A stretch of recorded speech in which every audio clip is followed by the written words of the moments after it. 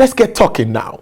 The International Monetary Fund, in its latest report, has advised the Nigerian federal government to lift the suspension on removal of fuel subsidies, while also offering other fiscal measures that the country could adopt to stimulate economic growth. According to the report, the IMF reiterated that the outlook remains subject to significant risk, including the recovery from the COVID-19 pandemic, oil price uncertainty, and security challenges, hereby emphasizing on the need for major reforms in the fiscal, exchange rates, trade, and governance areas to lift long-term inclusive growth. It will be recalled that International Financial Institution had in November 2021 recommended that the government commence the removal of fuel subsidy, devaluation of the naira, and other critical macroeconomic issues confronting the country. Joining me live in our Lagos studio to make sense of this, of course, and other burning economic issues, we have the Chief Investment Officer at AfriInvest West Africa, Mr. Robert Omotunde. Mr. Omotunde, it's good to see you in the studio today. Thank you very much for having me. Yes. My pleasure. IMF is here again. And I always say that we cannot just ignore whatever comes from the IMF, because they don't talk about Nigeria. It's about all, they talk about all countries. And this is not the second time they talk about subsidy, devaluation, and that is one word that I think Nigerians don't really like to hear. Even both the regulators and our decision makers. What's your overview of this new submission or this speech or this statement from the IMF, and how does it hit Nigeria directly? Okay, I think we should start by saying that the IMF is not telling us what is new. Yes, true. They're not telling us what they have not told us before. And I don't believe that people in government do not understand this reality as well. But do we have the willpower to begin to implement some of the things that are being said? I mean, we're in a very fragile state, if you ask me. The state of the economy right now is very fragile. What is known to the common man on the street is that there is high inflation. Yes. Food inflation is particularly biting when you look at what people are actually facing on a day-to-day basis. Now, the talk about subsidy is it's a conversation that's been here with us, I always say it, since possibly the 70s. Now, we've seen countries transition from a socialist style of economy to, what we call more like a market-driven economy. But it seems like we are still not, bold enough to take the move to, liberate the economy from the shackles of socialist intervention. And these are things that are beginning to cripple us as a country. They are preventing us from creating jobs. They are preventing us from creating employment opportunities, high unemployment coupled with high inflationary pressure, expansionary fiscal policy when we should be having some sort of a modest fiscal consolidation. We're not seeing all of those. So IMF is telling us what is critical. Let's take, for instance, we're talking about fuel subsidy. And, for a moment, the government took a very bold step last year to announce the removal of subsidy. Yes, only for the government to backtrack, And the way we analyze it in this climb is to say, this is February. I think we're just about a year to 2023 elections, right? So I would say maybe government is lacking the political power to face the people and say, this is the right decision that we need to take for you at this time. Now, people can, talk about the fact that unemployment is rising, people don't have jobs, there's high inflation. Yeah. And then when you remove petroleum subsidy and pump price of petrol hits north of 300 naira per liter, they are further complicating inflation. But the point to make, which we have always analyzed, is it is in the interest of the common man, it is in the interest of the masses to remove petroleum subsidy. Let's think about it.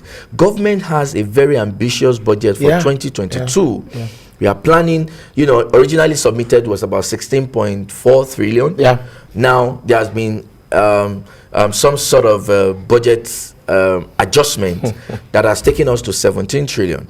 Now, if you add subsidy payment to it, we are talking about a 19 trillion budget for a revenue assumption of 10 trillion. And I dare say that even the revenue assumptions are ambitious. Yes, so they are. The possibility that government will hit its target in 2022 in terms of revenue, I say, is possibly about 60 to 70%. Now, if that is the case, it means that our debt profile will rise by a minimum of at least 10 trillion naira in 2022.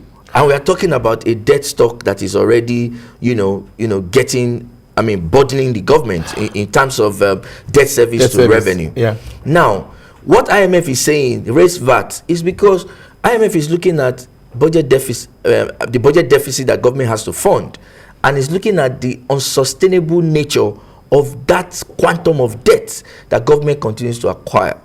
But my point is, and I think that's where I would differ with IMF, is should we be, killing the economy, so to speak, in the name of having an expansionary budget? Or should we, at this point, consider what economists call fiscal consolidation, reduce the level of debt, reduce government expenditure profile? The argument can be that, if you look at our exchange rate, this time in 2015, government's budget, even though it was barely 7 trillion, it could do much more than what our current budget would do because of exchange rate differential. But the point is, the economy is at a corner right now that if we continue to spend the way, to keep pace with the dollar equivalents of our budget, then we will be treading a very dangerous path. And that's why I think that rather than talk about raising VAT, VAT was just raised last year, yes, to 7.5%. There's a limit to which you can tax the economy, right? When you should be doing other things that can help you, help us get out of this conundrum. So my recommendation will be, first of all, we should be considering fiscal consolidation. The level of debt is becoming unsustainable. Honestly. Debt service to revenue last year was in the neighborhood of 70 to 80%. And by this year's budget, if the revenue assumptions are not actualized, what we would then have would be debt service to revenue of close to 90 to 100%, meaning all that you earn as revenue, you use it to service your debt. Yes. So the economy is running on debt. Your recurrent expenditure, your capital expenditure will then run on debt. Definitely, we cannot continue in that path. And there is this, assumption, or should I say, there's this, fiscal illusion. That's what I can call it, where we think that for us to get out, when we say we spend our way out of an economic problem, right? Sometimes we think that spending must absolutely come from the government.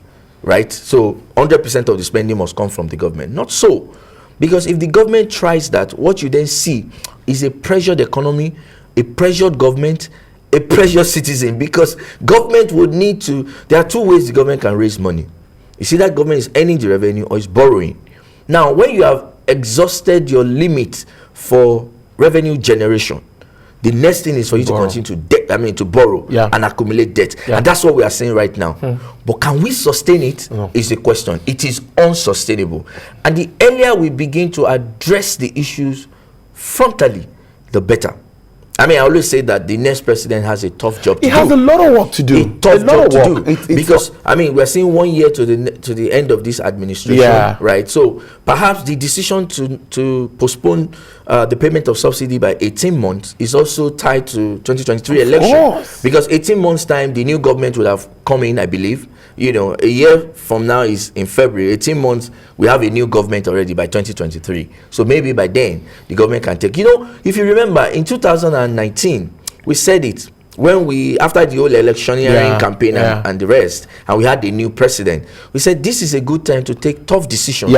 More so because, the president will not be seeking a re-election, and you still have the next 4 years. People tend to forget, right? So perhaps we have missed that chance. This is another opportunity. Before we can do that again, maybe it's in 2023 when the new government comes in. I just hope that by then we will be some of that courage. I hope we will live till then. But that's yes, so, that's the most important part of it. Very interesting, great stuff there always from Mr. Motunde. That issue of devaluation is something that, let me just be specific, the likes of CBN, they don't like to listen to words like that. Just like the Minister of Petroleum will not like to talk about subsidy. They'll say it's differentials. They try to use some words to make it look like. So do you think that if we devalue or allow that free market, what effect would it have on our Forex market? How do you think, what's that period? Would there be a transition period? Is it going to go high for some time? And what do we expect if that happens? You see, it's a very difficult conversation to have. And sometimes when you share views, and you share ideas about economic principles that have worked the world over, we sometimes want to, emotionally analyze, right? Because of the impact it will have. If there is a free floating, currency market today, it will affect everybody, But this is my own perspective. We have an official window today that has, exchange rate is about 411, right? Yes. At the official window. We have an alternative market, as we have been advised to, to be cautious of the other word. The alternative market that is not of 500 naira to the dollars. Now, it is believed that in that alternative market, the demands that could not come through the official window are flowing through that market. And that market has already determined an equilibrating exchange rate, that clears the market in terms of supply and demand for that market. Now, my bet today is, if we choose to say, let's collapse the two markets, the official market and the alternative market, and allow the supply and demand in both markets to interact. The tendency is that at the official window, you will see a depreciation of the currency from like 411 to, close to 500, if not above 500. But I also say that the tendency is also that we will see a moderation in the alternative market from the high levels that it is right now to that level that is a bit tolerable. Now, the reason why the exchange rate is exchanging for higher at the alternative market is because, again, there is no appropriate, pricing, I would say, in the real sense of it, because the market is not able to have a full view of the demand and supply in the system. And if you don't have a full view of the demand and supply in the system, then the exchange rate you're quoting is at best less market reflective, if you understand what I mean. But how do we get all the market conditions to interact?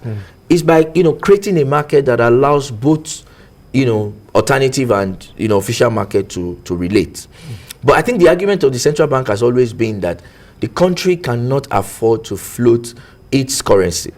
But what we have seen over the years is the official window plays catch up with what happens on the other side, at the alternative window.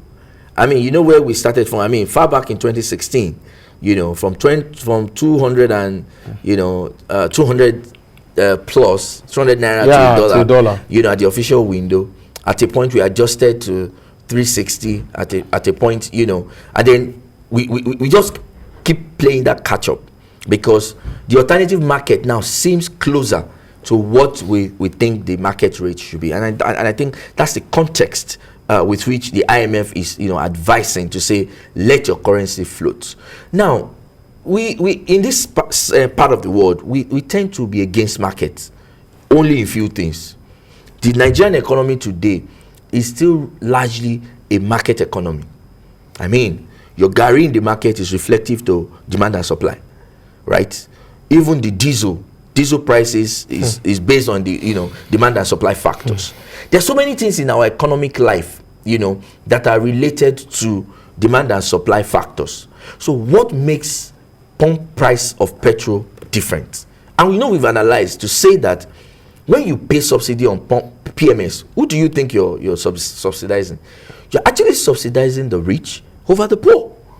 Because the rich has, I mean, an average, even the middle class, if there is anything like middle class in Nigeria today, the average middle class has an average of 2 cars. You fuel those cars and you are subsidized by close to, 50% of what the cost should be at the expense of the poor. How many, in quote, poor people drive cars? In fact, how many of them can afford to buy a better pass my neighbor, as we call it, generator, and fuel it consistently, given the level of income that they earn? People need so to be educated. In the real sense of it, subsidy doesn't benefit the poor. And I've analyzed it severally. It does not benefit the poor. It's most, if you look at, if that data is anything to go by, if it is true that we consume up to 53 million liters per day, I dare say that 80% of that is consumed by the rich and the middle class. I agree with you. 20% or less is consumed by the poor. So who is the government actually subsidizing when we pay PMS subsidy? And then the food that affects the poor, Gary, is it subsidized? No. Rice, is it subsidized? No. Those are things that we should subsidize. If anything, we must subsidize. But I don't believe in, a consumption subsidy. I would rather government targets production subsidy. That way it directly impacts, because there's a lot of inefficiency that goes into, subsidy that is directed at consumption. Look at countries that have, gone through our phase and have evolved over time. You will note that any, subsidy you pay on consumption is an economic waste. Just think about it, 2 trillion. Let me analyze the impact. If it is true that the impact of a subsidy removal is 2 trillion naira, that is an additional 2 trillion naira on government revenue. Budget. Now, government doesn't have that money. Government will have to increase the size of borrowing. What is the cost of borrowing? Government. Okay, I'll give you an instance. That 2 trillion naira, for example, government will raise the funds. If they are raising locally, they will raise it through either treasury bills or bonds. But they raise more funds through bonds, the bonds market. The average yield on, bonds of such tenors, 10 years, 15 years, 20 years, is in the double digits. So the consumption we have done in 2022, government will pay for it for the next 10 years. Then there's still another consumption in 2023. Just think about it. It doesn't make economic sense. We need to stop it now. And that is what IMF is talking about. I think that there needs to be a lot of education. Nigerians need to really understand. The labor guys need to understand what this means, because the argument has always been, we don't want an import-driven subsidy. Let us stay so much on subsidy, because I know we can go on and on. Even 1 hour, 2 hours won't be enough for us to talk about that. But all of this policies and comments from the International Monetary Fund is aimed at achieving inclusive growth, which is what we need in this country. And some have said that some of the policies instituted by the government since COVID and all of that has actually been working, support from fiscal and both monetary side. What more can we do? What policies, what are those quick wins for growth, so that Nigerians can at least feel that impact of governance? It's a pre-election year and it worries me a lot. So what do we expect moving on? You see, I'm an economist, right? Yes. So when we discuss growth issues, even the fact that an economy is growing, even if we are growing double digits, does not mean that the economy is inclusive. True.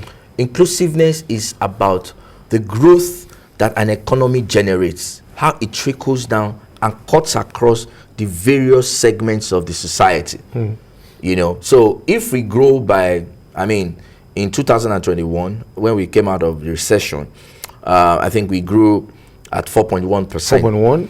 Now, if you dissect that growth, you analyze that growth, what proportion of that 4.1% is attributable to 90% of the population? And that's how to look at it. That's the perspective to look at it. There's some analysis that suggests, if it is true that more than 100 million people, live below the poverty line, and we say Nigeria is the poverty capital of the world, and the poverty definition, the threshold for defining poverty is to say those who live below $1.20 per day. That's barely 1,000 naira. So 1,000 naira in 1 year is 35,000 naira. Now, how many Nigerians earn 365,000 naira in a year? And that's where the analysis starts from. So there are some numbers that suggest that perhaps less than 90%, you know, or sorry, slightly around 90%, you know, of Nigerians earn less than that amount. So that tells you that for growth, and you know, GDP, it's an income number, right? So whether you are using your output approach, income or expenditure approach, you arrive at the same result. So we are saying that when you see our GDP and we say that we have grown by 4.1%, you're saying the totality of economic activities that have taken place in our economy, in our system, has grown by 4.1%. In other words, people's income in totality has grown by 4.1%. But what percentage of that has been contributed by the large chunk of the population? And that is where the issue about unemployment comes in. Now, we have an economy that you have high level of unemployment. How do you generate jobs? You generate jobs when you promote industrialization. How do you encourage industrialization? You encourage industrialization when you have enabling environment. How do you enable your environment? The starting point is markets. You start by ensuring that you have market systems. That works. Yes, that works. People don't want to invest, bring in their money, invest, and all of a sudden there is a policy that says, oh, this cannot happen again, and then people are at a loss. And that's why we are not seeing FDI inflow into our economy. And I tell you, to promote inclusiveness in growth numbers that we are seeing, such that you don't have a skew towards the rich, like 10% of our population generating 90% of our GDP. That's a misnomer. It's a skewness that it's a time bomb. That if you see the consequence, you know, the rich, the middle class cannot bear it when it begins to happen. So the point is, I am an advocate of the market, and it's because I have seen what market systems, you know, have done the world over in changing economic stories. If we must industrialize in Nigeria, we have to start going the way of the market. The simple one before us is this so-called subsidy. I mean, and for how long are we going to continue the conversation about subsidy? You know, we subsidize power, we subsidize PMS, we subsidize. These are highly expensive, you know, utilities. Energy is highly expensive. Check all over the world. Now, we deprive our population the abilities to be rational, right? Because every consumer, as economists, will believe that consumers are rational. Now, when you think for them by saying, oh, let's subsidize them because they need more payment, they will consume more than they rationally should, because of course it's free.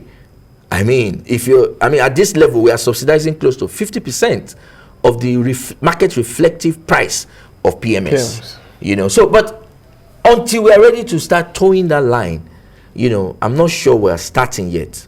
And it's painful because we have a lot of potentials to grow. Now, at the onset, it might bite hard, but competition comes with market, or market comes with competition. Before you know it, I mean, we're talking about Dangote refinery coming on stream. Even if people will not patronize that, you know, segment of the market, importation becomes market competitive, such that, you know, competition can help to drive down prices on the long run. And this is the argument we keep making. And until we are ready to go that line, we'll be cheating ourselves of a lot of benefits. Interesting conversation, I must tell you, but there's never enough time to complete. To conclude all of this, I've been speaking to the Chief Investment Officer at AfriInvest West Africa, Mr. Robert Omotunde, there, breaking it down, reacting to comments from the IMF. I thank you so much for your time. I really do appreciate you. Thank you so much. Thank you. Do enjoy the rest of your day. Yes.